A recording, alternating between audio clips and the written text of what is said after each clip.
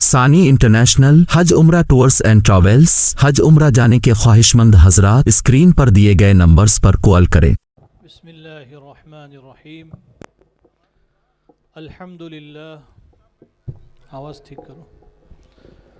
الحمدللہ وکفی وسلام علی عباده الذین اصطفى، اما بعد۔ اعوذ باللہ من الشیطان الرجیم، بسم اللہ الرحمن الرحیم۔ یا ایہا الرسل کلوا من الطیبات واعملوا صالحا انی بما تعملون علیم۔ صدق اللہ العظیم۔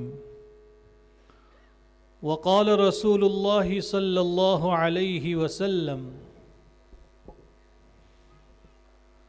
من اکل طیبا وعمل فی سنت وامن الناس بوائقہ دخل الجنہ، او کما قال رسول اللہ صلی اللہ علیہ وسلم۔ حضرات علماء کرام، ہماری آج کے اس جلسے کے صدر محترم اور ہمارے خاص دوست حضرت مفتی محمد زبیر صاحب ہتھورانی دامت برکاتہم العالیہ، ناظم مدرسہ حضرت مولانا سرور صاحب دامت برکاتہم، اساتذہ کرام، حاضرین مجلس، ہمارے لیے آج کا یہ مجمع، آج کی یہ مجلس بہت قیمتی ہے، اور اتنے بڑے مجمع کا ایک مختصر سی دعوت پر مدرسہ مفتاح العلوم کے احاطے میں جمع ہو جانا، یہ اس ادارے کی مقبولیت کی نشانی ہے۔ یہ اس بات کی علامت ہے کہ اس ادارے سے علاقے کو فیض پہنچ رہا ہے، اور گاؤں اور اطراف کے لوگ اس ادارے سے، مدرسے سے وابستہ ہیں، جڑے ہوئے ہیں، مربوط ہیں۔ یہ بہت خوش آئین بات ہے اور بڑی اچھی علامت ہے۔ اللہ تعالیٰ اس ادارے کو اور اس ادارے کے معلمین، متعلمین، منتظمین، معاونین کو اللہ تعالیٰ اپنے درگاہ میں قبولیت عطا فرمائے، اور اللہ اس ادارے کی ترقی کے مزید اسباب مہیا فرمائے۔ حاضرین کرام، آپ تمام حضرات نے ابھی کچھ دیر پہلے ہمارے صدر محترم کی زبان سے بہت سادے سیدھے انداز میں بہت قیمتی باتیں اور نصیحتیں سنی ہیں۔ مفتی صاحب نے جو بیان کیا بظاہر بہت سیدھا سادہ انداز ہے، لیکن اگر کوئی انسان غور کرے، سوچے، سمجھنے کی کوشش کرے تو بہت قیمتی باتیں ہیں۔ بڑی تکلیف اس بات سے ہے کہ ہمارے یہاں ایک مزاج یہ بن گیا ہے کہ ہم لوگ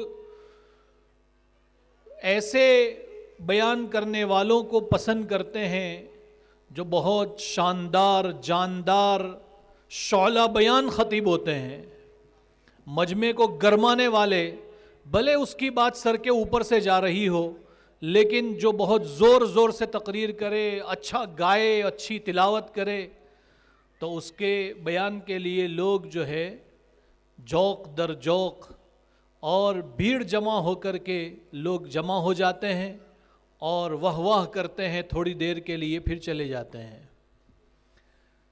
لیکن ہمارے جتنے اکابرین گزرے ہیں، خصوصاً ہمارے علماء دیوبند میں سے، اور دعوت و تبلیغ کے ہمارے جتنے بھی اکابرین گزرے ہیں، آپ بڑے بڑے اجتماعات کو سنتے ہیں اور جانتے ہیں۔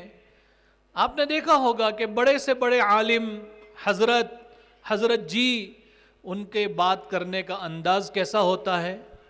بولو بھائی، بالکل سادہ سیدھا، نہ اس میں کوئی لہجہ ہوتا ہے، نہ اس میں کوئی شعر شاعری ہوتی ہے، نہ اس میں کوئی ترنم ہوتا ہے، نہ اس میں کوئی گانا ہوتا ہے، نہ اس میں لوگوں کو ابھارنا اور بھڑکانا ہوتا ہے.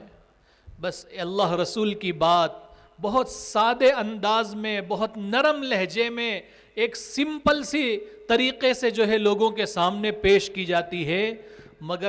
مگر بات دراصل یہ ہوتی ہے کہ ان کے دلوں کے اندر جو نورانیت ہے اور انہوں نے اللہ کے دین کے خاطر جو قربانیاں پیش کی ہیں، انہوں نے جو محنتیں اور مجاہدے کیے ہیں، اور ان کے دلوں کے اندر جو اخلاص جو بھرپور ہوتا ہے، بھرا ہوا ہوتا ہے، اس کی برکت سے ایک بالکل سیدھا سادہ لب و لہجے میں بات کرنے والا آدمی اس کی بات سامنے والے کی زندگی کو بدل کے رکھ دیتی ہے. آپ دیکھتے ہیں لوگ جماعت میں نکلتے ہیں، 40 دن جماعت میں گئے، زندگی بدل گئی. 3 دن جماعت میں نکلے، زندگی بدل گئی. خانقاہ میں 3 دن، ایک ہفتہ، ایک عشرہ لگا دیا، زندگی میں جو ہے انقلاب پیدا ہو گیا. کسی خانقاہ میں شعلہ بیان مقرر نہیں ہوتا، کسی دعوت و تبلیغ کے اجتماع میں اور آخری بات کرنے میں، گشت میں اور تعلیم میں کوئی شور شرابہ نہیں ہوتا. سیدھی سادی سی بات ہوتی ہے، اللہ رسول کی بات ہوتی ہے، نہایت خلوص اور الہیت کے ساتھ ہوتی ہے. یہ چیز دل پر کیا کرتی ہے بھائی بولو؟ اثر کرتی ہے. اس لیے کبھی بھی ہمیں اپنے دل و دماغ کو اس بات کے لیے تیار رکھنا چاہیے کہ کوئی بھی انسان کے ظاہری لب و لہجے پر مت جائیے کہ وہ کیسی بات کر رہا ہے، اس کا انداز کیسا تھا. اللہ کے یہاں ظاہری لہجہ نہیں دیکھا جاتا، اللہ کے یہاں دلوں کا خلوص دیکھا جاتا ہے، نیت دیکھی جاتی ہے، اور اس کے پیچھے جو اس کی محنتیں ہیں، مجاہدے ہیں، تو وہ اس انسان کی بات میں اثر پیدا کرتی ہے. بہرحال ہمارے مولانا زبیر صاحب کا لہجہ اور انداز مجھے بہت پسند ہے. وہ بہت سمپل سی بات کرتے ہیں لیکن بڑی قیمتی بات کرتے ہیں. ایک مدرسے کے شیخ الحدیث ہیں یہ، اور کئی اداروں کے جو ہے سرپرستی کرتے ہیں، ان کی نگرانی کرتے ہیں، اور اپنے وطن میں رہ کر کرتے ہیں. اپنے گھر رہ کر آن لائن سبق پڑھاتے ہیں، بچوں کو پڑھاتے ہیں، گاؤں کے مدرسے اور اسکول کی نگرانی کرتے ہیں، اور بہت سارے کام کرتے ہیں. اللہ تعالیٰ ان کارخائے خیر کو قبول فرمائے اور ہمیں بھی ان کے نقش قدم پر چلائے، اور اللہ تعالیٰ ہم سب کو انہوں نے جو باتیں کہی ہیں عمل کی توفیق عطا فرمائے. عزیز دوستو، میں نے آپ کے سامنے قرآن کی ایک آیت اور پیارے رسول صلی اللہ علیہ وسلم کی ایک حدیث تلاوت کی ہے. حدیث اور آیت کریمہ میں جو مشترکہ مضمون ہے وہ ہے اکل حلال. کیا ہے بھائی بولو؟ اکل حلال کا مطلب ہوتا ہے حلال روزی کمانا، حلال روزی کھانا، اور حلال روزی اپنے بچوں کو، اپنی بیوی کو، اپنے ماتحتوں کو کھلانا.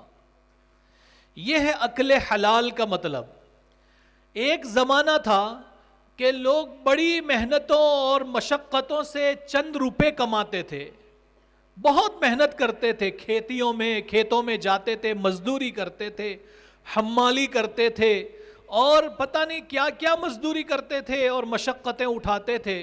بمشکل ان کو 10 روپے 20 روپے میسر ہوتے تھے جس سے ان کا گھر چلتا تھا.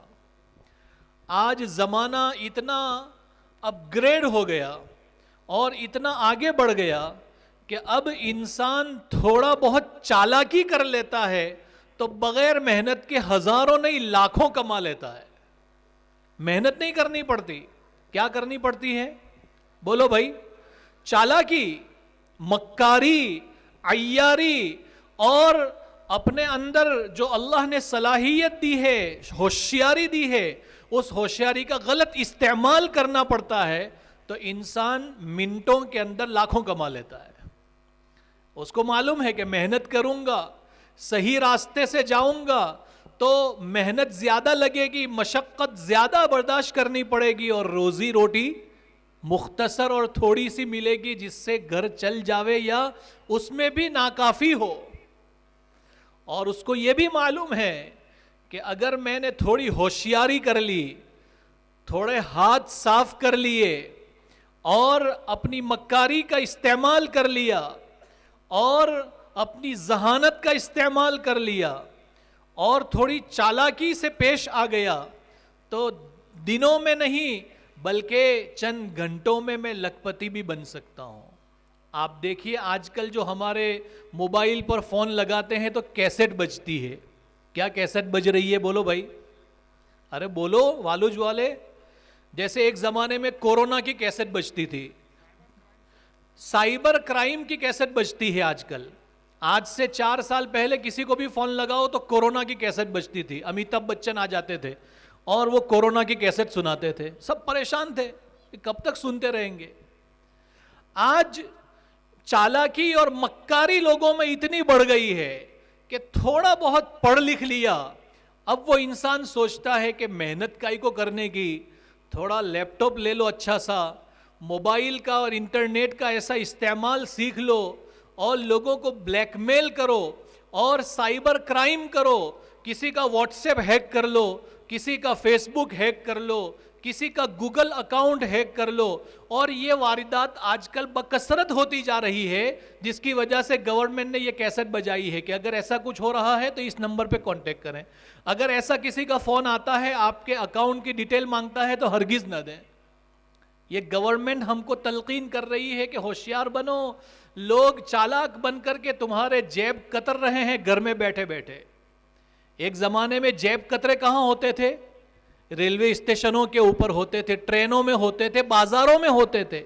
بہت رش اور بھیڑ ہے ٹرین میں تو کوئی جیب کتر کے لے جاتا تھا, 200-400 روپے چلے جاتے تھے, آدمی افسوس کرتا تھا. آج جیب کترنے کے لیے کہیں بھیڑ بھاڑ میں جانے کی ضرورت نہیں ہے, بازاروں کے چکر کاٹنے کی ضرورت نہیں ہے. آج ہر چیز میں شارٹ کٹ ہے, مختصر راستہ ہے. تھوڑی چالاکی استعمال کرو, تھوڑا پڑھ لکھ لو اور لوگوں کو جو ہے غلط میسج دو, لوگوں کو بلیک میل کرو, لوگوں کے بیٹھے بیٹھے لوگوں کے اکاؤنٹ کے پیسے ہڑپ کر لو. یہ ایک راستہ ہے حرام کمائی کا. اسی طرح میرے دوستو, ہمارے اس مجمع میں تو شاید اتنے زیادہ پڑھے لکھے لوگ نہیں ہوں گے, ہم تو سیدھے سادے لوگ ہیں. لیکن حرام کا جو دوسرا راستہ ہے حرام کمائی کا, وہ یہ ہے کہ آدمی اپنے ہاتھ کی چالاکی سے کام لے. ایک آدمی جہاں مزدوری کرتا ہے وہاں پر اس کی ذمہ داری بنتی ہے کہ پورا وقت دے اور اس وقت کے بدلے میں جو اس کے لیے اجرت اور جو سیلری اور پیمنٹ طے کیا گیا ہے وہ لے.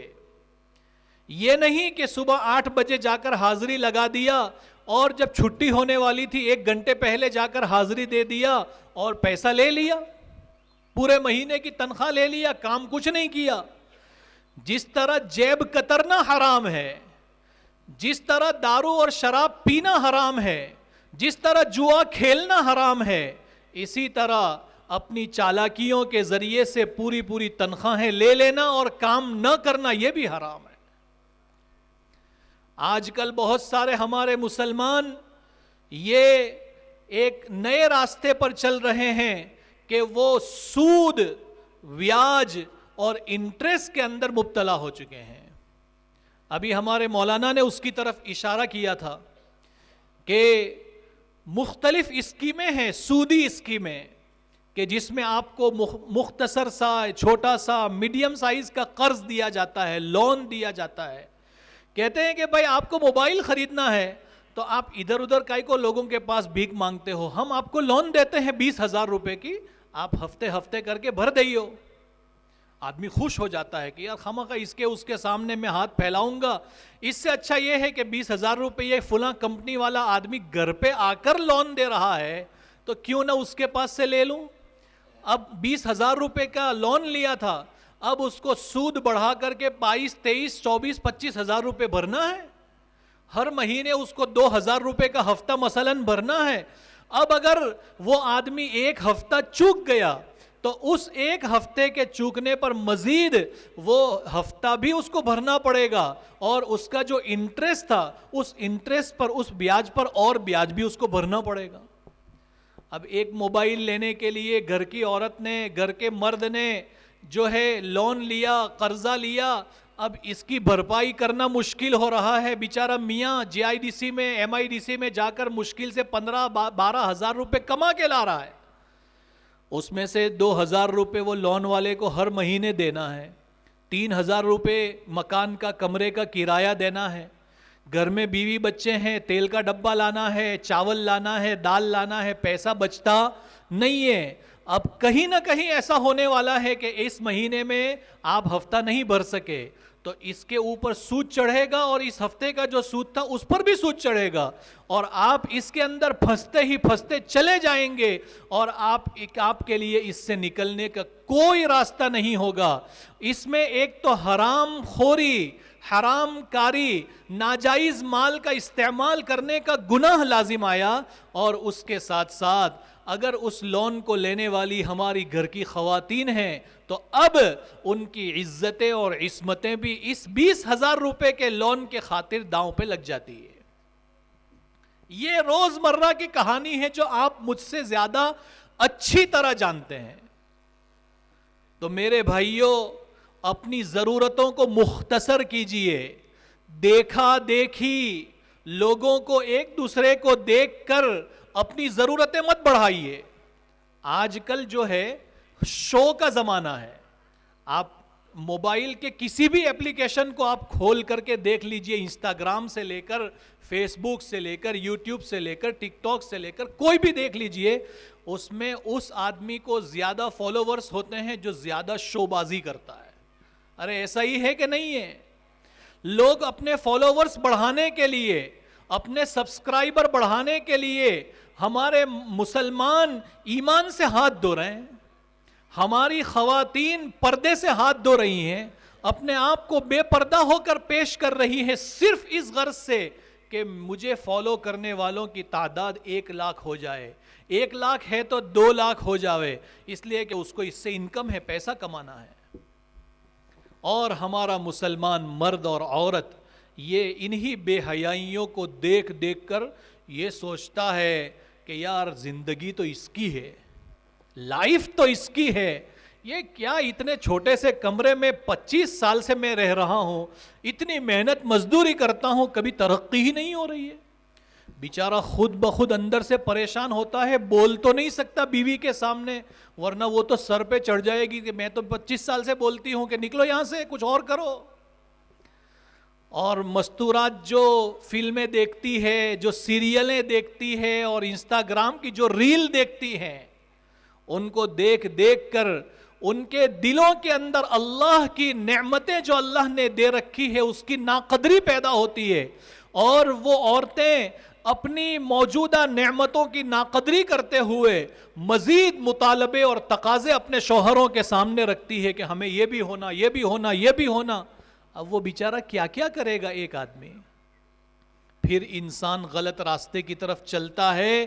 اس میں قصور دونوں کا ہے، مرد کا بھی قصور ہے، عورت کا بھی قصور ہے، کہ ہم نے جو میڈیا کے اوپر، سوشل میڈیا کے اوپر جو لوگ نظر آ رہے ہیں، اس زندگی کو ان لوگوں کو حقیقی زندگی سمجھ لیا، اور یہ سمجھا کہ اصل زندگی یہ ہے. میرے دوستو، یہ دھوکہ ہے، دھوکہ ہے اور دھوکہ ہے، اس کے سوا کچھ نہیں ہے. آپ سوشل میڈیا کے اوپر ناچنے والے، گانے والے، گانے والیاں، اگر ان کی حقیقی اور اصلی زندگی کو دیکھیں گے تو ان کی زندگیوں میں سوائے پرابلم کے، تکلیفوں کے، پریشانیوں کے کچھ نہیں ہے. نہ ان کی روزی میں کوئی برکت ہے، نہ ان کی زندگی میں کوئی سکون ہے، کچھ نہیں ہے سوائے شو بازی کے. اور اسی شو بازی کو دیکھ کر ہمارا نوجوان ان کی نقالی کرتا ہے. ہمارے نوجوان کے چال چلن بدل جاتے ہیں، اس کا ہیئر اسٹائل بدل جاتا ہے، اس کے پہننے کا انداز بدل جاتا ہے، اس کے کرتے پائجامے کا رنگ بدل جاتا ہے، اس کے سر کے اوپر کیپ پہننے کا طریقہ بدل جاتا ہے، صرف سوشل میڈیا کو دیکھ کر کے۔ اور ہمارے مسلمان کو بچپن سے لے کر یہ سکھایا جا رہا ہے اور بڑھاپے تک یہ بتایا جا رہا ہے کہ اے نوجوان مسلم، تیری کامیابی اللہ کے رسول صلی اللہ علیہ وسلم اور صحابہ کرام کی زندگی کے طریقے میں پوشیدہ ہے، لیکن چونکہ اس میں شوشہ نہیں ہے، اس وجہ سے ہم اس کی طرف زیادہ اٹریکٹ نہیں ہوتے، ہم اس کی طرف زیادہ مائل نہیں ہوتے۔ جہاں شوشہ بہت ہوتا ہے اس کی طرف بھاگے بھاگے چلے جاتے ہیں۔ آج کی دنیا کے اندر خلوص نام کی چیز ہی ختم ہو چکی ہے۔ آج کی دنیا میں اصل اور نیچرل چیزیں نایاب ہو چکی ہیں۔ جتنی بھی چیزیں ہیں، آپ ظاہری چیزوں سے لے کر لائف اسٹائل کو لے لیجئے اور اس کے علاوہ دنیا کی تمام چیزیں دیکھ لیجئے، ہر چیز کے اندر کاپی پیسٹ ہو رہا ہے۔ اس نے ایسا کیا، مجھے بھی ویسا کرنا ہے۔ گاؤں کے فلاں مالدار نے بنگلہ بنایا، میں یہ فلاں توڑ کر کے دوسرا بنگلہ بناؤں گا اس کی جگہ پر، حالانکہ اس کے لیے باقاعدہ جو ہے رہائش کی جگہ ہے اور فراوانی والا مکان ہے، لیکن صرف اس لیے کہ وہ پٹیل نے بنایا تو میں پٹیل کیوں پیچھے رہوں، وہ خان صاحب نے بنایا تو میں اس سے بڑا خان صاحب میں کیوں پیچھے رہوں۔ ارے اللہ کے بندے، اس کے کل وہ اگر دوسرا بنگلہ بنا لے گا تو بھی دوسرا بنائے گا، تو اتنے بنگلوں میں رہے گا کہاں سے؟ بیوی تو ایک ہی ہے، بیوی تو ایک ہی ہے، دوسری کرنے کی ہمت نہیں ہے، اور نہ دوسری کرنے کا مزاج ہے، نہ بچے زیادہ پیدا کرنے کی ہمت ہے۔ ہمارے دو چل رہا تھا، اب تو ایک ہی پہ آ کے رک گئے لوگ۔ اب اتنے بڑے بڑے بنگلے لوگوں کی دیکھا دیکھی بناؤ گے تو جنات اور بھوتوں کو رکھو گے اس کے اندر؟ ارے بھائی، اس میں جنات اور بھوت ہی تو رہیں گے۔ جو مکان ویران ہوتا ہے اس میں انسان نہیں رہتے، اللہ کا ذکر نہیں ہوتا، وہاں جنات رہتے ہیں۔ تو لوگوں کے دیکھا دیکھی اپنی زندگی کو بہت ہائی فائی دکھانے کے بجائے اگر وہ پیسہ بچا کر کے کسی غریب مسلمان کو دے دیتا کہ بھائی میرا بھائی جھونپڑے میں رہتا ہے، یہاں پورے والوج کے اندر ہزاروں مسلمان اور بھائی بہن ایسے ہیں جن کے پاس جھونپڑے ہیں، کرائے کے چھوٹے چھوٹے کمرے ہیں، اس کے سوا کچھ نہیں ہے، اور ایک طرف بیچ میں جو ہے بڑا بنگلہ ہے۔ منع نہیں ہے بنگلہ بنانے سے، بنگلہ بناؤ اپنے لیے، ایک بناؤ، بقدر ضرورت بناؤ۔ اب دوسرا بنانے سے پہلے سوچو کہ اس کی ضرورت ہے یا نہیں ہے۔ اگر اشد ضرورت ہے تو ٹھیک ہے، اگر اشد یعنی بہت سخت ضرورت نہیں ہے تو پھر میرے بھائی اگر تو 25 لاکھ کا بنگلہ بنانے والا تھا، 50 لاکھ کا بنانے والا تھا، ایک 5-5 4-4 لاکھ کے کمرے بنا کر غریبوں میں تقسیم کر دے، اللہ راضی ہو جائے گا۔ یہ ہے حلال کا راستہ، حلال کمانا اور حلال خرچ کرنا، دو الگ الگ چیزیں ہیں، دو الگ الگ چیزیں ہیں۔ صرف حلال کما لینا ہی کافی نہیں، محنت سے، بہت محنت سے کمایا، بڑی محنت سے فیکٹری قائم کیا، بڑی محنت سے کارخانہ بنایا، لیکن جیسے ہی مال بڑھ گیا تو اب جو ہے حلال حرام کی تمیز ختم ہو گئی، جہاں آیا وہاں دے دیا، کہیں ڈی جے لایا وہاں بھی پیسہ دے دیا، کہیں کوئی خرافات ہو رہے وہاں بھی پیسہ دے دیا، کہیں نائٹ ٹورنامنٹ شروع ہو رہا ہے وہاں بھی پیسہ دے دیا، جہاں لگا وہاں پہ دے دیا، کوئی تمیز نہیں ہے۔ ایک راستہ تو صحیح چنا تھا، دوسرا راستہ بولو بھائی غلط ہے۔ صرف حلال کما لینا کافی نہیں ہے، اللہ کے یہاں جہاں جب تک انسان 5 چیزوں کے سوال کا جواب نہیں دے دے گا وہاں تک اللہ کے سامنے سے قدم نہیں ہلا سکے گا۔ وہاں 2 سوال مال کے بارے میں ہیں، کہاں سے کمایا تھا اور کہاں خرچ کیا تھا، 2 الگ الگ سوال ہیں۔ اگر غلط جگہ سے کمایا تھا اور حرام راستے سے کمایا تھا، بھائیوں اور بہنوں کا حق دبا کر لے لیا تھا، آج ہمارے یہاں میراث کا مسئلہ میرے خیال سے کوئی جانتا بھی نہیں ہوگا، اللہ معاف فرمائے، اللہ معاف فرمائے۔ باپ کا انتقال ہو گیا، دادا کا انتقال ہوا، وہ بھی باقی ہے تقسیم کرنا، چاچاؤں کے اندر تقسیم ہوا نہیں، بڑے بھائی کے قبضے میں ہے، بڑے بھائی کا انتقال ہو گیا اب بھی تقسیم نہیں ہو رہا ہے، دوسرے چاچا کا انتقال ہو گیا اب بھی تقسیم نہیں ہو رہا ہے، اور ہوتے ہوتے ایک زمانہ ایسا آتا ہے کہ آپس میں محبتیں ختم ہو جاتی ہے، لڑتے جھگڑتے ہیں۔ بھائی شریعت نے کہا ہے کہ جو آدمی مر گیا اس کی جو پراپرٹی اور جو اس کا مال ہے اس کو شریعت کے حساب سے تقسیم کرو. اگر شوہر کا انتقال ہو گیا ہے اس میں سے اس کی اولاد ہے تو اولاد کو بھی دو, اس کی بیوی ہو تو بیوی کا بھی حصہ بیان کیا ہے اس کو دے دو اور بات ختم کر دو, صاف ستھری کر دو. اگر ہم نے میراث تقسیم نہیں کی, وراثت تقسیم نہیں کی, لوگ اس کو جانتے نہیں یا جانتے ہیں تو عمل نہیں کرتے کہ کیا ضرورت ہے, میں بڑا بھائی ہوں نا باپ کی جگہ پر, میں سب کو سنبھال لوں گا. شریعت کو معلوم نہیں تھا کہ تم سنبھال سکتے ہو, کہ شریعت نے اتنے احکام بیان کیے, باقاعدہ پورا رکوع اتارا قرآن کریم میں, جو قرآن کا سب سے مشکل رکوع ہے یہ حافظی بچوں کے لیے, سب سے مشکل رکوع, یوصیکم اللہ فی اولادکم. اچھے اچھے بچے اس میں غلطی کر جاتے ہیں. اس میں کیا ہے؟ وراثت, وصیت, کس کو کتنا حصہ دینا ہے اس کے احکام بیان کیے ہیں. اگر ہم نے لوگوں کا حق ادا نہیں کیا, کسی کے پاس سے قرضہ لیا تھا, ضرورت کے ٹائم پر بہت مجبوری تھی, بہت منت سماجت کر کے لیا تھا, اب دینے کی باری آئی تو موبائل کا سم بدل دیا, موبائل سوئچ آف نہیں کیا, وہ پرانا سم کارڈ پھینک کے نیا سم کارڈ لے آیا اور محلے گلی کوچے میں دکھتا بھی نہیں ہے. یہ بھی کیا ہے بولو بھائی, ارے بولو, بولو نا, حرام ہے. کیا ہے یہ؟ ارے بولو, نہیں بولتے والوج والے, حرام ہے یہ. اس کی تہجد اس کو نجات نہیں دلائے گی, اس کا چلہ 4 مہینہ اس کو نجات نہیں دلائے گا, اس کا حافظ عالم مفتی مولوی ہونا اس کو نجات نہیں دلائے گا, کیونکہ مال میں حقوق العباد میں گڑبڑ ہے, حقوق العباد میں گڑبڑ ہے.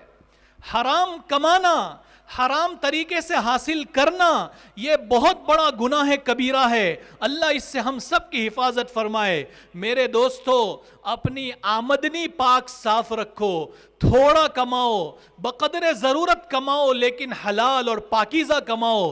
یہ بہتر ہے اس لاکھوں کے مقابلے میں جو غلط راستے سے کمایا جائے.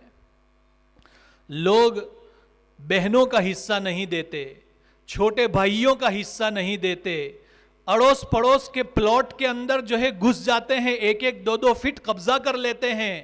یہ سوچتے ہیں کہ بازو والا میرا کیا بگاڑ لے گا, غریب آدمی ہے. وہ کچھ نہیں بگاڑے گا, اس کے دل کی نکلی ہوئی آہ یہ تیرے اس پورے بنگلے کو بگاڑ کے رکھ دے گی. بنگلہ تو بنا لے گا, سکون سے نہیں رہ پائے گا, کیونکہ تو نے بازو والے کی آہ لی ہے. مالدار آدمی ہے, سیٹھ ہے, پٹیل صاحب ہے, خان صاحب ہے اور دکان کا مالک ہے, وہ اپنے نیچے کام کرنے والے, اس کے جو ورکر ہیں, اس کے جو کام کرنے والے ملازمین ہیں, ان کا حق صحیح سے ادا نہیں کرتا, تو یہ بڑا انسان بھی اپنی زندگی میں سکون کی نیند کبھی نہیں سو پائے گا. حدیث شریف میں فرمایا کہ جب کوئی آدمی اپنا کام کر دے, اس کا پسینہ سوکھنے سے پہلے اس کی مزدوری دے دو. ایک آدمی مہینہ مزدوری کر رہا ہے اور اس مرتبہ تنخواہ دینے کے بجائے وعدے پہ وعدے کر رہا ہے, اگلے مہینے دے دیں گے, تیسرے مہینے دے دیں گے, کیا کھا جانے والے ہیں کیا تمہاری تنخواہ؟ تانے دیتا ہے. اس کو نہیں معلوم کہ غریب کا گھر میری تنخواہ سے چلتا ہے اور اس کو پریشان کیا جا رہا ہے. ایسے مالداروں کے لیے بھی ہلاکت اور بربادی ہے جو لوگوں کا حق ادا نہیں کرتے, اور ان ملازموں کے لیے بھی ہلاکت و بربادی ہے جو ملازمت صحیح نہیں کرتے, پیسہ پورا وصول کرتے ہیں. کسی کو دکان کے گلے پہ بٹھایا, کسی کو پیٹرول پمپ کے اوپر کیشیئر بنایا اور وہ وہاں اپنا ہاتھ چلاتا ہے, لاکھ میں سے 500 کا نوٹ مار لیتا ہے اور بولتا ہے کہ یار مجھے کیا معلوم 500 کہاں ہے, میں نے تو پورے اتنے گن کے رکھے تھے, 100 نوٹ گن کے رکھے تھے, ایک کم نکلا, میرا کیا قصور ہے. اب وہ بیچارہ مالک بھی یہ سوچتا ہے کہ چلو 50,000 میں سے 500 کم نکلے تو کہاں اس کے ساتھ لڑنے جائیں گے, تو وہ تو نہیں لڑے گا. اگر بہت جو ہے پھرا ہوا ہوگا تو شاید نکلوا بھی لیوے, لیکن اگر شریف انسان ہوگا تو نہیں لڑے گا 500 روپے کے لیے 1 لاکھ کے مقابلے میں. لیکن میرے بھائی, یہ جو تیری جیب میں 500 کا نوٹ تیری چالاکی سے گیا ہے, اللہ تجھ سے زیادہ چالاک ہے. وَمَكَرُوا وَمَكَرَ اللَّهُ, جو انسان مکر سے کام لیتا ہے اللہ تعالیٰ اس کے سارے مکر کو اس کے ٹھکانے لگا دیتا ہے. ایک انسان 500 کا نوٹ چرا کے لے آیا, کل اس کے بیٹے کا ہاتھ فریکچر ہو گیا, ڈاکٹر بولے گا 5,000 روپے کا پلاسٹر کرنا پڑے گا, کیا کرو گے بولو؟ اگر صحیح راستے سے لائے ہوتے بچے کا ہاتھ بھی بچتا، 5,000 بھی بچتا، اور عزت اور عافیت کے ساتھ رہتے۔ حلال کے اندر اللہ نے عزت رکھی ہے، حلال میں اللہ نے سکون رکھا ہے، حلال میں اللہ نے عافیت رکھی ہے، اور حلال کے اندر ایمان کی حفاظت کی ضمانت ہے۔ اس لیے میرے دوستو، عزیزو، بزرگو، ہمیشہ کوئی بھی جو چھوٹا ملازم ہے، کوئی مزدور ہے، کوئی میڈیم کلاس کا ہے، کوئی آدمی مالدار آدمی ہے، ہر انسان سے میں یہ کہتا ہوں کہ حلال روزی کمانے کی کوشش کرو اور حلال جگہ پر خرچ کرنے کی کوشش کرو۔ خود بھی حلال کا لقمہ کھاؤ، اپنے بچوں کو حلال کے لقمے کھلاؤ، تو تمہارے بچے تمہارے فرما بردار بنیں گے۔ اگر بچوں کے اور بیوی کے پیٹ میں حرام کے لقمے ڈالے ہیں، کہیں سے سٹا کھیل کے آیا اور اس کو دے دیا، بیوی کا منہ بند کر دیا، آئی پی ایل کے اندر سٹے کھیلیں گے لوگ، اور اس میں کوئی جیتے گا کوئی ہارے گا، اور جا کر بڑائیاں ہانکیں گے کہ اب تو میرے پاس 4 ویلر آ گئی۔ میرے بھائی، یہ 4 ویلر نجات دلانے والی نہیں ہے، اس سے اچھی وہ سائیکل تھی جو تو نے تیری محنت اور مزدوری سے کمائی تھی۔ حلال کماؤ۔ حدیث شریف کا ترجمہ کر کے بات ختم کرتا ہوں۔ اللہ کے رسول صلی اللہ علیہ وسلم نے فرمایا، جو آدمی 3 باتوں پر عمل کرے گا جنت میں جائے گا۔ کتنی باتوں پر؟ بولو بھائی، 3 باتوں پر عمل کرے گا جنت میں جائے گا۔ ذرا غور سے سنو، ان 3 باتوں کے اندر نماز کا بھی ذکر نہیں ہے، روزے کا بھی ذکر نہیں ہے، حج کا بھی ذکر نہیں ہے، زکوٰۃ کا بھی ذکر نہیں ہے۔ فرمایا، من اکل طیبا، جو حلال روزی کمائے، حلال روزی کھائے اور دوسروں کو حلال روزی کھلائے، وعمل فی سنت، اور زندگی سنت کے راستے پر گزارے، انسٹاگرام کے راستے پر نہیں، فیس بک کے طریقے پر نہیں، جو ریل دیکھ رہے ہیں اس کے ناچ پر نہیں، اللہ کے رسول کی سنت کو، صحابہ کے طریقے کو سیکھ کر اس کے مطابق زندگی گزارے۔ اور نمبر 3 پر فرمایا، وَأَمِنَ النَّاسُ بَوَائِقَهُ، اور لوگوں کو تکلیف نہ پہنچائے، اڑوس پڑوس والوں کو تکلیف نہ پہنچائے، محلے والوں کو تکلیف نہ پہنچائے، اپنے قریبی بھائیوں کو، اپنے دور کے رشتہ داروں کو بھی تکلیف نہ پہنچائے۔ جو 3 کام کرے گا، نمبر 1 بولو، حلال کمائے، حلال کھائے کھلائے، نمبر 2 سنت کے مطابق زندگی گزارے، اور نمبر 3 کسی کو تکلیف نہ پہنچائے، سب کو سکون اور راحت پہنچائے۔ فرمایا، ایسا آدمی دخل الجنہ، کہاں جائے گا؟ جنت میں جائے گا۔ دیکھو، اب ہم لوگ پوری محنت کس پر کرتے ہیں؟ ارے بولو بھائی، ہماری پوری محنت ہے کہ بھائی نماز پڑھو۔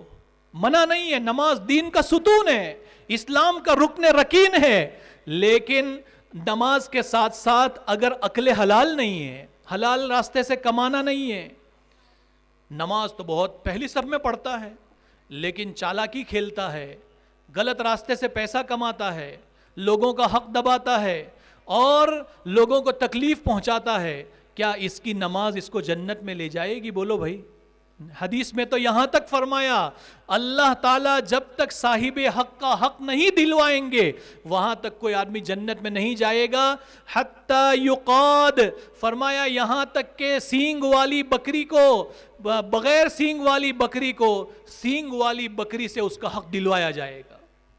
یعنی ایک بکری سینگ والی تھی، اس نے بغیر سینگ والی بکری کو مارا تھا۔ دنیا میں بکرے لڑتے ہیں نا، آپ نے دیکھا ہوگا بقرعید کے ٹائم پہ بکرے بکریاں لڑتے ہیں، تو جس کے سینگ ہوتے ہیں وہ غالب آ جاتا ہے، سامنے والے کو مارتا ہے، وہ اپنا سر مارتا ہے۔ فرمایا اللہ تعالیٰ اتنا انصاف قائم کریں گے کہ بغیر سینگ والی بکری کو سینگ دیں گے اور کہیں گے کہ تجھے اس نے مارا تھا، تکلیف پہنچائی تھی، اس سے بدلہ لے۔ بدلہ دیا جائے گا، حالانکہ وہ جانور مکلف نہیں ہے، اس کے لیے جنت جہنم کے فیصلے نہیں ہیں، پھر بھی اللہ لوگوں کو دکھانے کے لیے کہ یہاں عدل اور انصاف چلتا ہے، یہاں مکاریاں نہیں چلتی ہے، اللہ تعالیٰ یہ پورا نظام لوگوں کو دکھائیں گے۔ اس لیے میرے دوستو، ہمیں اپنے آمدنی، اپنی انکم اور اپنی جامد جو ہم خرچ کرتے ہیں، جہاں جس راستے میں خرچ کرتے ہیں، جو لوگوں کو، بچوں کو، بال بچوں کو، اہل و عیال کو، ماں باپ کو کھلاتے ہیں، ان تمام چیزوں کے اوپر بہت سخت اور کڑی نظر رکھنے کی ضرورت ہے کہ اس میں کوئی ملاوٹ تو نہیں ہے، اس میں کوئی غلط بات تو نہیں ہے۔ جہاں شک ہو جائے فوراً اپنے علاقے کے مولانا صاحب سے پوچھو کہ مولوی صاحب یہ معاملہ حلال ہے کہ حرام ہے؟ آج کل بس ایک بات کہہ کے اپنی بات ختم کرتا ہوں. آج کل شیئر مارکیٹ کا بہت جو ہے لوگوں کے اندر کریز ہے. شیئر مارکیٹ، اسٹاک مارکیٹ، جس کو دیکھو وہ اپنا اکاؤنٹ کھولے گا اور یہ 2-4 شیئر دے گا اور اس کو بیچے گا، لے گا بیچے گا. اس کو مسئلہ مسائل کچھ نہیں پتا.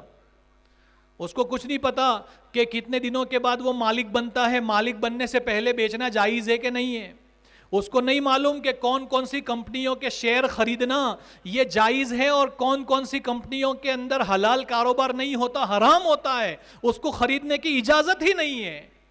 لیے جا رہے، خریدے جا رہے نوجوان، اور روزانہ مجلس میں بیٹھ کے آج تو اتنا پروفٹ ہوا، آج تو اتنا پروفٹ ہوا، میرا پورٹ فولیو دیکھو، میری گرین سگنل ہے، اس کا بولتے ریڈ سگنل ہے. میرے بھائی، پہلے کوئی بھی چیز کا علم حاصل کیا جاتا ہے. سب سے پہلے علم حاصل کرو، اس کے بعد عمل کرو. اللہ تعالی ہم سب کو کہی سنی باتوں پر عمل کی توفیق عطا فرمائے. اللہ آج کے اس جلسے کو بے انتہا قبول فرمائے. ماشاءاللہ اتنا بڑا مجمع وہاں تک اتنے سکون سے سن رہا ہے، اس لیے ضرورت سے زیادہ وقت لے لیا گیا ہے، معذرت خواہ ہوں. اللہ تعالیٰ آپ کے اس جو ہے برداشت کرنے کو بھی قبول فرمائے، اور اللہ رب العزت اس ادارے کو مزید ترقیات سے مالا مال فرمائے، اور ہم تمام کے سرپرست اور تمام اداروں کے سرپرست حضرت مولانا وستانوی صاحب دامت برکاتہم العالیہ، اللہ تعالیٰ حضرت کو شفاء کلی عطا فرمائے، اور اللہ تعالیٰ حضرت کی عمر میں مزید برکتیں عطا فرمائے. وآخر دعوانا ان الحمد للہ رب العالمین.